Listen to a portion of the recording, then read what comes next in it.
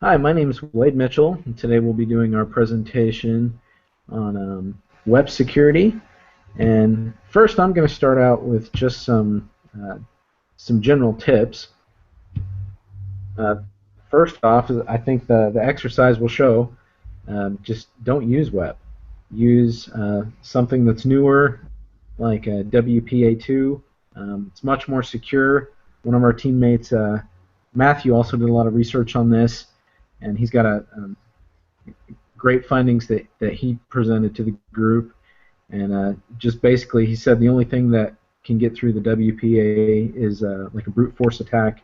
So just don't use web. Also, a lot of the things I was reading said disable the WPS. It's made to be more convenient when you're hooking new devices up to your network, but it also bypasses a lot of security measures. Um, Passwords, that's an easy one. Don't use the default passwords that come with your devices. They're super easy to hack. Turn off your guest network. It's a lot like WPS where it trades a lot of security for convenience. And finally, position the router in a central location in your home. When you have it against the wall or by a window, it broadens the strength of the signal outside of your house, and you want the signal to be just the strongest for the intended area. And also use a network monitoring app and things that will filter network access by MAC addresses. That way you can monitor the incoming things that are attached to your network. Thank you.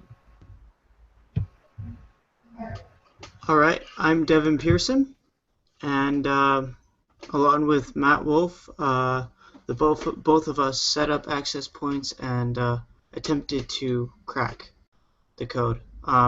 Unfortunately, I was not able to fully do it, but Matt was. And uh, one of the biggest things we got to do was play around with different tools. And so some of the biggest tools currently in use are AirCrack and Kismet, along with a range of others. But those two are right now probably the most popular. And so Matt and I both worked with AirCrack. And Matt actually used it on what is called Kali, which is it's a suite of tools created on its own operating system, the Debian 7 Linux platform. And that is actually specially designed to help people with penetration testing and various other security tests. So the nice thing about AirCrack is it will actually do everything for you. It as well as a suite of tools.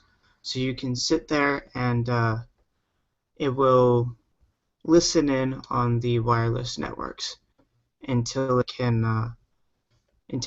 finds the pattern to the code. And that's the biggest problem with web is it repeats itself. And if you sit and listen long enough, you can crack the code. And so one of the biggest things I learned when using any of these tools is they work best on Linux. They're not really designed, I mean, you can integrate them to other devices, but they're not really designed for it. So, but yeah, that's all. Thanks for viewing our presentation.